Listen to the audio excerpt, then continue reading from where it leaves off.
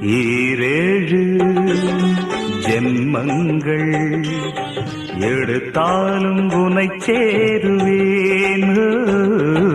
வேறாரும் நெருங்காமல் மனவாசல் தன்னை மூடுவே.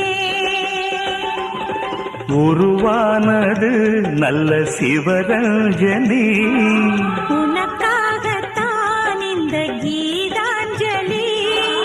ராகங்களில் ஆராதனை, மோகங்களின் ஆராதனை. உடலும் மனமும் தழுவும் பொழுதில் உருகும் ஒரு ஜீவன்தான் உன் பாடல்தான் ஓயாமல் இசைக்கின்றது.